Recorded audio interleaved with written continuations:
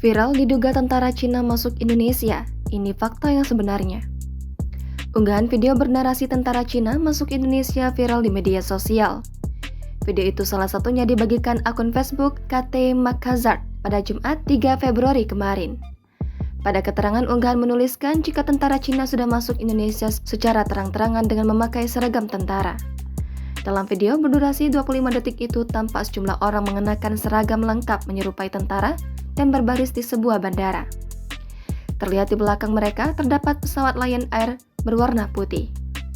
Video itu kemudian dikaitkan dengan kabar bahwa tentara Cina telah masuk Indonesia menggunakan maskapai Lion Air.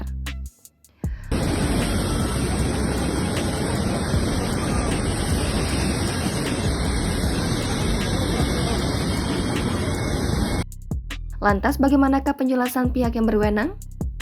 Saat dikonfirmasi, Corporate Communication Strategic PT Lion Air Danang Mandala Prihantoro menuturkan penerbangan tersebut bukan membawa penumpang seperti yang dibicarakan dan ditanyakan pada video. Danang menambahkan jika penerbangan yang dimaksud adalah rute domestik yang terjadi pada tanggal 28 dan 31 Desember lalu.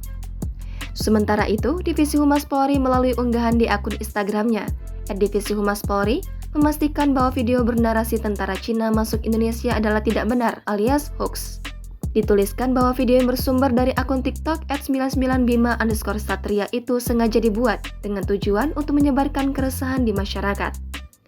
Pada unggahan Instagram Divisi Humas Polri menyebutkan jika video tersebut adalah pasukan Brimob yang tiba setelah bertugas di Satgas Damai Kartens, Papua.